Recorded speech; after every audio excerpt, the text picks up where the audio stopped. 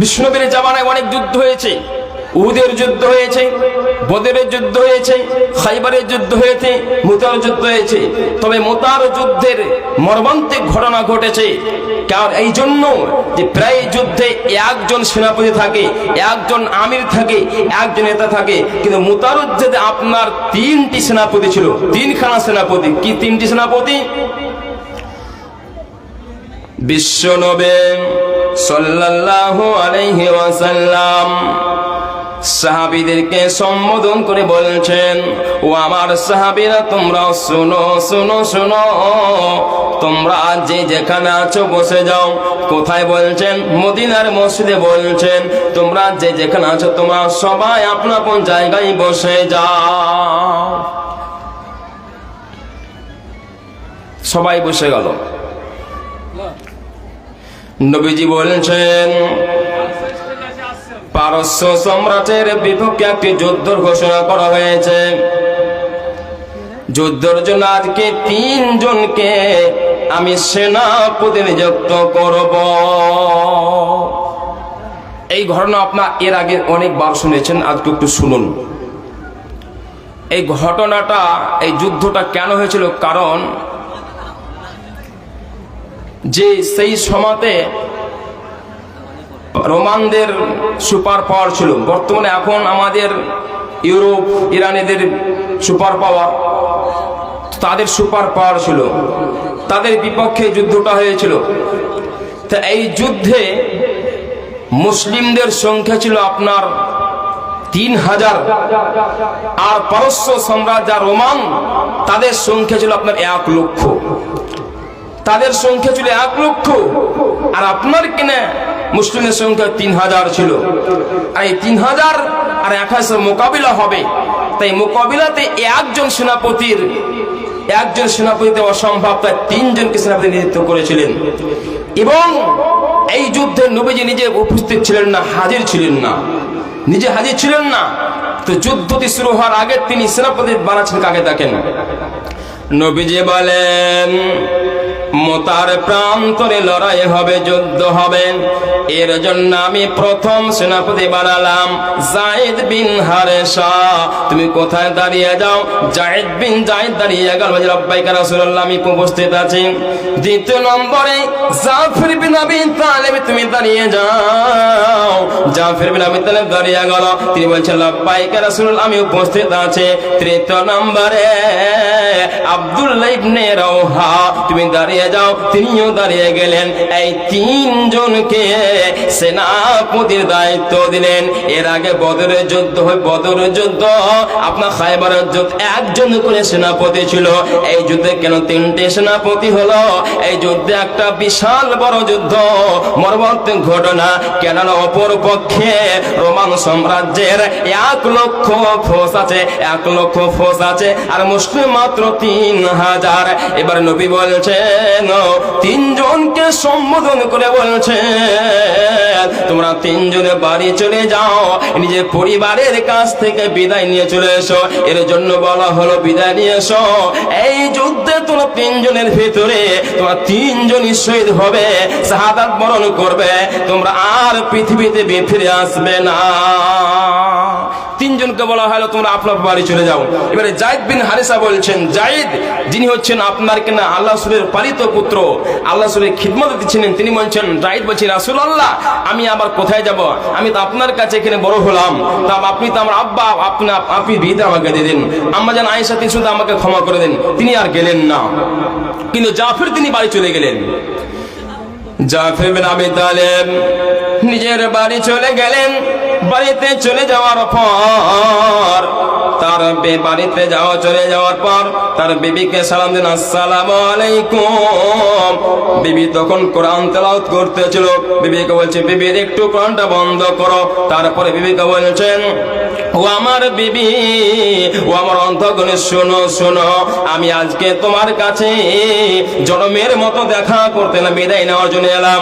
নবী তখন বলছেন, তখন জাফর বলছেন, ও আমার বিবি, বিশ্ব নবী আমাকে মুতার যুদ্ধে লড়াই হবে তাই 2 নম্বরে সেনাপতি বানিয়েছে, আমি 2 নম্বর সেনাপতি হয়েছি, আমার আগে একজন আছে পরেও একজন আছে, অতএব আপনি আমাকে ক্ষমা করে দেন। আবার নবী আবার বলছেন জাফর বিন আবি তালেব নবী বিবিকে বলছেন, ও আমার অর্ধগ্নি বিবি, আমি আপনার হয়তো সংসার করতে গিয়ে হক আদায় করতে পারি, আমরা হক নষ্ট করেছি, অতএব আমাকে ক্ষমা করে দাও। আর আমার 2টি সন্তান আছে, এই সন্তান দুটিকে তুমি করবে কি আমার রাস্তায় তুমি তৈরি করে দিও। এবারে বিবি করলেন কি, তিনি আল্লাহর কাছে 2 হাত তুলে দোয়া করতে আরম্ভ করলেন। বিবি দোয়া করছেন, রব্বানা আতিনা ফিদ দুনিয়া, মাবুদ রে আমার স্বামীকে তুমি যুদ্ধ থেকে গাজী বানিয়ে বাড়ি নিয়ে চলে এসো। এই দোয়া যখন বিবি করলেন, স্বামী তখন বলছেন, জাফর তখন বললেন, তারা একটা তরবারি ছিল, তার তরবারে আপনার উল্টা আঘাত হাতে করলেন। আর বিবিকে বলছে, বিবি রে উল্টা দোয়া তুমি করো না, করো না, কেন না নবীজির আদেশ হয়ে গেছে, নবীজির হুকুম হয়ে গেছে, এই যুদ্ধে আমি আর বাড়ি ফিরে আসবো না, আমি শহীদ হয়ে যাব, যেহেতু আমি জান্নাতে সুগার না খেয়ে পাইতেছি। এই কথা বলে জাফর বিন আবি তালেব বাড়ি থেকে বেরিয়ে গেলেন। বাড়ি থেকে তিনি আসতে আরম্ভ করলেন কোথায়, যুদ্ধের ময়দানে। আর পিছন থেকে বিবি কাঁদতে, আর 2টি সন্তান কাঁটা কবুতরের মতো কাঁদতে শুরু করে দিয়েছে। আব্বা বাবা চিৎকার করছে, আব্বা বাবা চিৎকার করছে। জাফর বিন আবি তালেব পিছনে আর তাকিয়ে দেখেন না, তিনি আপনার কিনা মুতার প্রান্তরে প্রস্তুত হয়ে গেলেন। 3 নম্বরে আব্দুল্লাহ ইবনে রাওহা নতুন বিবাহ করেছেন, আজকে রাত্রে বাসর ঘর হবে, এমন সময় তিনি 3 নম্বর সেনাপতি হয়ে গেছে। তিনি আর সংসার করতে পেলেন না, বাসর ঘর করতে পেলেন না, তিনিও বাড়ি চলে গেলেন। আমি খুব সংক্ষেপে বলছি। বাড়িতে চলে যাওয়ার পরে বিবিকে সামনে আসসালামু আলাইকুম, বিবিকে বলছে, ও গো বিবি তুমি শুনো, আমি তোমার স্বামী আব্দুল্লাহ ইবনে রাওহা, তুমি একটু কোরআনটা বন্ধ করো, তুমি আমার কথাটা শোনো। কি কথা বলো স্বামী জান? তখন বলছে, শোনো বিবি রে, আজকে নতুন বিবাহ হলো, আজকে বাসর ঘর হতো, কিন্তু আমি আর বাসর ঘর করতে পারলাম না, আল্লাহর নবীর ডাক হয়ে গেছে, মুতার প্রান্তরে যুদ্ধ হবে, আমি লড়াই চলে যাব, তাই বিবি আমাকে আপনি ক্ষমা করে দেন। তখন বিবি বলছেন, স্বামী গো আমার নতুন বিবাহ হয়েছে, আমি আপনাকে কোনোদিন দেখিনি, একটু ঘরে প্রবেশ করুন, আপনাকে মন প্রাণ একটু দেখে নি। স্বামী বলছেন, না না আমি ঘরে যাব না, যদি ঘরে চলে যায় তোমাকে দেখে আমার মনে প্রাণে আমার প্রেম জেগে যাবে, যুদ্ধ যেতে দেরি হয়ে যাবে। আবার স্ত্রী বলছেন, স্বামী জান আমি আল্লাহর কসম করে বলছি প্রেম নিবেদন করব না, শুধু আপনাকে একটুবার দেখতে চাই, যাতে আমি কিয়ামতের মাঠে লক্ষ লক্ষ কোটি কোটি মানুষের সামনে আপনাকে স্বামী হিসাবে চিনতে পারেনি। স্বামী তখন বলছেন, বিবি জান যদি এটাই তোমার ইরাদা হয়ে যায় তবে তুমি ধৈর্য ধারণ করো, সবর করো, ইনশাআল্লাহ আল্লাহ সুবহানাহু ওয়া তাআলা কিয়ামতের মাঠে আমার তোমার স্বামী স্ত্রীর পরিচয় করিয়ে দেবে। এবারে তিনজন আপনার সেনাপতি বাড়িতে বিদায় নিয়ে জিহাদের মধ্যে চলে গেল। হাতে আপনার এসে গেছে আপনার আদের বাড়ি, সঠিক ঘটনা একটু বলে দিন ইনশাআল্লাহ। এবারে 3 জন চলে গেল। এবারে সেই সময়টা আপনার ছিল আপনার পারস্য রোমানদের শক্তি, তাদের হাতে সুপার পাওয়ার ছিল সারা পৃথিবীর, আর তাদের সংখ্যা ছিল 1 লক্ষ, কিছু কিছু তফসিলা তারিখের ইতিহাসে 2 লক্ষ, 1 লক্ষ তাদের, এটাই বেশি সঠিক। আর এদিকে আপনার কিনা 3000 মুসলিমের সৈন্য। এবারে সরে বলছি যেহেতু আমার সময় বেশি নাই, এবার আপনার কিনা যুদ্ধ শুরু হলো। প্রথমত সেনাপতি যায়েদ বিন হারেসা, যায়েদ তিনি আপনার কিনা আগে চলে গেলে তরবারি নিয়ে, তিনি আগে যে যুদ্ধ শুরু করলেন, যুদ্ধ করতে করতে এক পর্যায়ে অনেকগুলো কাফেরকে জাহান্নামে পাঠিয়ে দিয়ে তিনিও শহীদ হয়ে গেলেন। 3 নম্বরে জাফর বিন আবি তালেব তিনিও ঝাঁপিয়ে পড়লেন, এক হাতে ঝান্ডা এক হাতে তরবারি নিয়ে ঝাঁপিয়ে পড়লেন। যুদ্ধ করতে করতে এক পর্যায়ে অনেক কাফেরকে হত্যা করেছিল। এমন তো অবস্থায় ওই কাফেরের আপনার কিনা সাম্রাজ্য, রোমান সাম্রাজ্যের আপনার ওই কাফের মুশরিকরা আপনার কিনা জাফরের ডান হাতে একটি তরবারি দিলেন, ডান হাতটা মাটিতে পড়ে গেল। তখন আপনার কিনা বাম হাতে তরবারি, বাম হাতটা পড়ে গেল, আপনার ডান হাত কেটে গেল, বাম হাত কেটে গেল। ইসলামের ঝান্ডাটা আপনার কিনা মুখে কামড়ে ধরে থাকলো। আবার কিনা আপনার গর্দনে একটা কোপ পড়লো, আপনার গর্দন ছুটে গেল, আপনার পা ছুটে গেল, আপনার 4 পা হাত ছুটে গেল, শুধু আপনার চিকে ছিল পতাকাটা। এমন অবস্থায় কিছু সাহাবী দেখতে পেল যে সেখানে আপনার মানুষ দেখা যাচ্ছে না, কিন্তু পতাকা দেখা যাচ্ছে। এক পর্যায়ে সাহাবীরা সেখানে দৌড়িয়ে গেল, দৌড়ে দেখছে কি এই জায়গাতে জাফরের আপনার পুরো শরীরটা ক্ষতবিক্ষত হয়ে আছে, মাথায় একদিকে, পা একদিকে, হাত একদিকে, শুধুমাত্র আপনার পতাকাটা আপনার কিনা আকাশের দিকে উঠছে। এমন অবস্থায় জাফর বলছেন, ওগো নবী সাহাবী শুনো, নবীকে এই খবরটাতে পৌঁছে দিও যে আমি মৃত্যু পর্যন্ত এই পতাকা মাটিতে পড়তে দিনি। তোমরা বুঝতে পেরে গেছি আমার নাকে জান্নাত সুগন্ধ এসে গেছে, আমি আর বাঁচবো না। এই বলে তিনি দুনিয়া শহীদ হলেন, মৃত্যুবরণ করলেন। 3 নম্বরে এবার আব্দুর রওহা, তিনি যুদ্ধ শুরু করলেন। 3 নম্বরে যুদ্ধ শুরু, আব্দুর রওহা যুদ্ধ করতে এক পর্যায়ে তিনিও শহীদ হয়ে গেলেন। এমন অবস্থায় ঘটনা খুব লম্বা আছে। সেই যুদ্ধে, সেই মুতার প্রান্তের যুদ্ধে 3000 সৈন্যের ভিতরে 3000 মাত্র টোটাল 12 জন সাহাবী শহীদ হয়েছিলেন। তারা জান্নাতের দিকে চলে গেছিলেন। আর তাদের ব্যাপারে বলা হয়েছিল এই যুদ্ধে মুসলিমরাই পরাজয় করেছিল, এই যুদ্ধে মুসলিম জয়লাভ করেছিল। বাহুল্য হলো আমার উদ্দেশ্য আজকে বিষয়টা ছিল, আমার আজকে বিষয় ছিল এমন একটা ব্যবসার কথা বলবো যে ব্যবসা আপনাদের লাভ আছে, লস নাই। তাহলে এই সাহাবীর উদ্দেশ্য কি ছিল?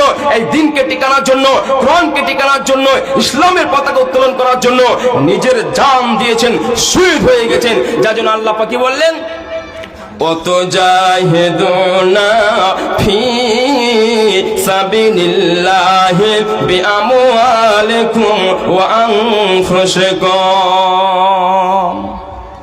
এটা কোন আয়াত, সূরা আস-সাফ সূরা নম্বর 61 আয়াত নম্বর 12, 10, 11 তিনটা আয়াত, থেকে 11 নম্বর আয়াত।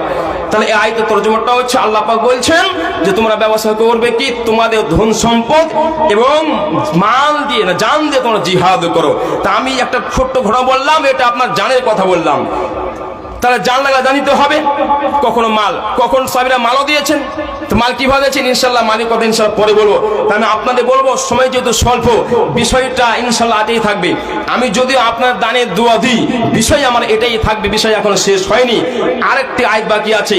আমি 3খানা আয়াত তেলাওয়াত করেছি, 2টি আয়াতের তরজমা করলাম, আরেকটি আয়াতের তরজমা বাকি আছে। তবে টোটাল 3টি আয়াতকে সামনে রেখে আজকের বিষয়টা, আজকের আলোচ্য বিষয় চলবে।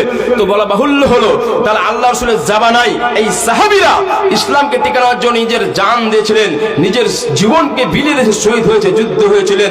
তো এদের ক্ষতি না লাভ হয়েছিল আপনারা বলেন? এরা শহীদ হইলেন, এদের শহীদ হয়ে গেলেন, তো এরা কোথায় বর্তমান আছে?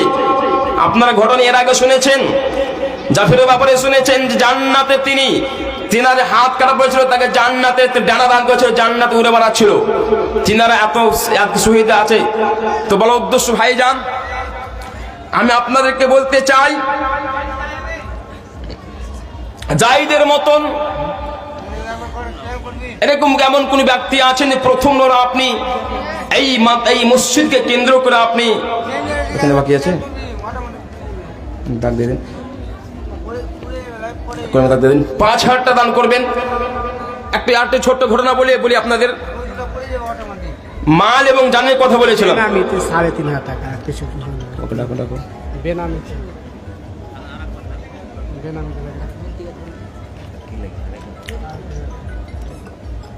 মালের কথা বলেও ভাবছি কিন্তু সময় সাথ দিচ্ছে না। তো যাই হোক,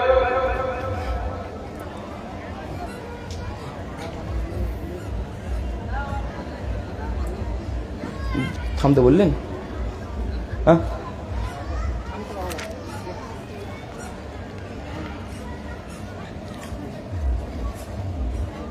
কি বলছেন? 3,500 টাকা বেনামি। আচ্ছা, যাই হোক ভাইজান, আপনারা বেয়াদবি মাফ করবেন। আগে বলেছে আজকের উদ্দেশ্য 2টি, তবে আমি যে বিষয়টা ক্লিয়ার ইনশাআল্লাহ করব, বিষয়ের দিকে আমি যাব, এই বিষয় ছাড়বো না। তবে যাই হোক, আমার একজন ভাই বেনামিতে দিয়েছেন 3,500 টাকা। উনার কাছে আমার আবেদন, উনি যেখানে থেকে থাকেন আর বেশি নাই, মাত্র 1500 টাকা দেন, 1,500 টাকা আর 5,000 টাকা পূরণ করে, এটা আবদার থাকছে। আমার ভাইজান একটু আসেন, একটি ছোট্ট ঘটনা শুনে দিই। আল্লাহ সাল্লাল্লাহু আলাইহি ওয়াসাল্লাম মদিনার মসজিদে বসে আছেন, এমত অবস্থায় আলহামদুলিল্লাহ 5,000 টাকা, লিল্লাহি তাকবীর, আলহামদুলিল্লাহ তিনি পূরণ করে দিয়েছেন। আর আবার আমাকে দানের পর্ব শুরু হতো, যে তো যাই হোক ইনশাআল্লাহ আপনার ধৈর্য ধরেন, পালাবেন না ইনশাআল্লাহ। মাঝে মধ্যে দানের দোয়া আলোচনাও চলবে। তো যাই হোক একটু ওনার জন্য দোয়া রাখবো। ইয়া হাইয়্যু ইয়া কাইয়্যুম ইয়া রাহমাতিকা নাস্তাগীস ইয়া যাল জালালি ওয়াল ইকরাম আল্লাহুম্মা সাল্লি আল্লাহুম্মা বারিক আলাইহি। দেখো আল্লাহ তোমার বান্দার ঈমান আছে পাকা, তাই তোর ঘরে দিল 5000 টাকা। কবুল করো প্রভু হে পাক রব্বানা, আসাবার গুনাহ খাতা এ ক্ষমা যে করিবে, জীবনে দ্বন্দ্ব তাহার কবু না ভাঙিবে। ও গো আল্লাহ পাক বারে এ পাক নিরঞ্জন এ দানিও বেনামীকে তুমি সুখের জীবন। আল্লাহুম্মা ও গো আল্লাহ করি মিনতি, আর ব্যবসা বাণিজ্যে ভাইজানকে দিও উন্নতি, কবু না সে তার যেন কোনো দুর্গতি। অশান্তি কুশান্তি ভাইজানের দূর করে দিয়া, শান্তিতে রাখো সদা সুখে ভাসাইয়া। আরো দেখো আনেশ্বর আসিয়া সভাতে দিল বাড়ি 500 তোর রাহেতে। 1000 টাকা 1000 টাকা না দিল বাড়ি 1000 জাল সাথে। গ্রহণ করলাম তোমার দয়াতে, এ দয়া দৃষ্টি ক্ষমা দৃষ্টি প্রভু তোমারও কাছেতে। তাই রহম করম করো তাহার বাড়িতে, ওই মতো হবে বড় 500 দিয়া, তবু দেখিবে নামি না গেল ভুলিয়া। সামে সামে 200 আর 100 দান, এ কবুল করো প্রভু পাক মেহেরবান। এ নুরুজ্জাহান দেখি আবার নিশিয়া যেন দোয়া চেয়েছেন। সকালে অপারেশন হয়নি। আচ্ছা নুরুজ্জাহান 1000 পেয়েছেন এবং উনার মাসি অসুস্থ আছেন, অপারেশন হবে, তাই দোয়া চাই ইনশাআল্লাহ আমরা দোয়া দেব। ইয়া হাইয়্যু ইয়া কাইয়্যুম ইয়া রাহমাতিকা নাস্তাগীস ইয়া যাল জালালি ওয়াল ইকরাম আল্লাহুম্মা সাল্লি আল্লাহুম্মা বারিক আলাইহি আযহাবিল বাস রাব্বান নাস ওয়াশফা সাফিলা শিফা ইল্লা শিফাউকা শিফান লা ইউগাদিরু সাকামা। ও গো আল্লাহ দয়াময় তুমি হে পাক নিরঞ্জন, দানীয় দানকারীকে তুমি সুখের জীবন। আল্লাহুম্মা ও গো আল্লাহ তুমি হে পাক রব্বানা, জীবন মেরো দ্বন্দ্ব তাহারও কবু ভেঙো না। আদানে প্রদানে আর শয়নে স্বপনে রাখিও তাহাকে সুখের ভুবনে। বর্তমান কাল নয় এ কালেরই পরাম, এ বিপদতে আল্লাহ বাঁচা বড় দায়। আমিন আমিন সুমা আমিন। যাই হোক ভাইজান আপনাদের কাছে আমার আবেদন থাকবে যে কখনো জান কখনো মাল, ইসলামকে টিকানোর জন্য সাহাবীরা কখনো জান কখনো মাল দিয়েছেন। আর কি বিষয়টা আমার তাই আল্লাহ পাক বলছেন যে অত জাহিদুনা ফি সাবিলিল্লাহ অত জাহিদুনা ফি সাবিলিল্লাহ বিআমওয়ালিকুম ওয়া আনফুসিকুম, দুটি কথা বলেছেন জান এবং মাল। তো আপনার সামনে জানের কথা বললাম, জীবনের কথা বললাম, তো মালের কথা একটু শুনুন। এবং আপনারা যারা উপস্থিত আছেন এমন কোন ভাই আছেন, আমার বড় ভাই বেনামিতে 5000 টাকা দান করেছেন, এর একটা জোড়া হন দেখি, একজন জোড়া হন। আল্লাহ পাক বলছেন সূরা নাবার ভিতরে ও খালাকনাকুম আজওয়াজা, আমি আল্লাহ জোড়া জোড়া সৃষ্টি করেছি। প্রত্যেকটা প্রাণীকে দেখেন, পশু দেখেন, মানুষ থেকে দেখেন, পুরুষ ও মহিলা নর নারী জোড়া জোড়া। তো একজন কোন জোড়াহান দেখে আল্লাহ বান্দা একটাই কলম জোড়াহান 5000 টাকা। এটা আমার আপনার কাছে বিরুদ্ধে নিবেদন থাকছে। বিশ্ব নবী সাল্লাল্লাহু আলাইহি ওয়াসাল্লাম মসজিদের নববীতে বসে আছেন, মদিনার মসজিদে বসে আছেন। এমন সময় নবীজি বলেছেন ও আমার সাহাবীরা তোমরা শুনো শুনো শুনো শুনো, তোমাদের কাছে যে মাল আছে যা কিছু আছে তোমরা তা থেকে এই বাইতুল ফন্ডে এই গানিমতে তোমরা জমা করে দাও। নবীজি এই ঘোষণা যেমনই করলেন, এমন অবস্থায় উমর ফারুক তিনি অত্যন্ত খুশি হয়ে গেলেন। কেন খুশি হলেন? কেন খুশি হলেন? এর জন্য খুশি হলেন, এর আগে বিশ্ব নবী যতবার বলেছেন তোমরা বাইতুল ফন্ডে মাল জমা করো, মাল জমা করো, ততবার আবু বকর সিদ্দিক দানে আগে বেরিয়ে থাকতো। এর মানে আবু বকরকে আমি কখনো দানে হারাতে পারিনি। আজকে উমর ফারুক আমি হলাম মুসলিম জানে দ্বিতীয় খলিফা, এরপর আমি কখনো আবু বকরকে হারাতে পারলাম না। আমার কাছে যথেষ্ট সম্পদ আছে, আজকে আবু বকর সিদ্দিককে আমি দানে হারিয়ে আগে বেড়ে যাব, তা আমি খুশি হয়ে গেলাম। এবার বন্ধুরে আমার মুসলিম জানে দ্বিতীয় খলিফা আমিরুল মুমিনিন নিজে বাড়ি চলে গেলেন। বাড়িতে চলে যাওয়ার পরে তার বাড়িতে যে মাল ছিল, যে সম্পত্তি ছিল, সেটিকে 2 ভাগ করলেন। আর 2 ভাগ করে দেওয়ার পরে 1 ভাগ করলেন কি নিজের পরিবারের জন্য রেখে দিলেন, আর 1 ভাগ এনে বিষ্ণু নবীর কাছে হাজির হয়ে গেলেন। নবীজি জিজ্ঞাসা করছেন ইয়া আমারুল মুমিনিন মুমিনিন উমর ফারুক রে, বলো বলো বলো দেখি তুমি তোমার বাড়িতে পরিবারের জন্য কি রেখে এসেছো? উমর ফারুক বলছেন, ইয়া রাসূলুল্লাহ সাল্লাল্লাহু আলাইহি ওয়াসাল্লাম, আমি আমার পরিবারের জন্য সম পরিমাণ রেখে এলাম, অর্থাৎ অর্ধেক মাল রেখে এসেছি। এবার নবী তাকিয়ে আছে আবু বকর সিদ্দিকের দিকে। আবু বকর আসছে না কেন? আবু বকর সিদ্দিক তিনি নিয়ে বাড়ি চলে গেছেন। বাড়িতে যাওয়ার পর নিজেকে তিনি ছোট মনে করছেন, লজ্জিত মনে করছেন, ভারাক্রান্ত হয়ে আছে। নবীজি বলেছেন মদিনার মসজিদে বেইতুল ফ্রন্টে মাল জমা করো, আমার কাছে মাল নাই, কি অল্প কয়টা কিছু মাল আছে। আবু বকর সিদ্দিক সে মালটিকে নিয়ে নিজেকে লজ্জিত ছোট মনে করে সে মালটাকে বিসমিল্লাহ একটা কাপড়ে রাখলেন, কাপড়ে একটা পুটলি করলেন, আর আস্তে আস্তে আস্তে আসছে নিজেকে ছোট মনে করে, লজ্জা লজ্জা মনে করে নিজেকে তিনি আস্তে আস্তে আসছেন। আর এদিকে নবী তাকিয়ে আবু বকর আসছে না কেন? আস্তে আস্তে ওই আবু বকর সিদ্দিক আসছে। আবু বকর সিদ্দিক যখনই কাছে এলেন, নবীজি জিজ্ঞাসা করছেন, আবু বকর সিদ্দিক বলো বলো দেখি তুমি তোমার বাড়িতে পরিবারের জন্য কি রেখে এসেছো? তোমার আহলিয়াতের জন্য কি রেখে এসেছো তুমি বলো। আবু বকর বলছেন, ইয়া রাসূলুল্লাহ, ওগো আল্লাহর নবী, আমি আমার বাড়িতে আল্লাহ আল্লাহর রাসূলকে রেখে এসেছি। এর মানে বোঝেন কিছুই রেখে আসেনি। এই কথা আবু বকর যেমনই বললেন, উমর ফারুক বলে দিলেন, আমি কখনো আবু বকর সিদ্দিককে তানে হারি আগে বাড়তে পারলাম না। তাহলে এই ঘটনাটা কি বুঝতে পারলাম? যে বিষ্ণুনবীর জামানায় যারা আপনারই কেন পৃথিবীতে জান্নাতের সুসংবাদ পেয়েছে, এরপর দানের প্রতিযোগিতা করতো, তা আমি কেন করব না? আমার বড় ভাই দিচ্ছে 5,000, আমি কেন পারবো না 6,000 দিতে? আমিও পারবো। এরকম প্রতিযোগিতা আমাকে করা দরকার, আমার দরকার। তেমন কোন ভাই আছেন, এমন কোন দাদু আছেন, এমন কোন মা আছেন, এমন কোন সিনহের নানা আছেন যে আমিও 5,000 টাকা নিয়ে আমি 5,200 টাকা দিব, অথবা 5,100 টাকা আগে বেড়ে যাবো? আপনি পারবেন না? ইনশাল্লাহ পারবেন।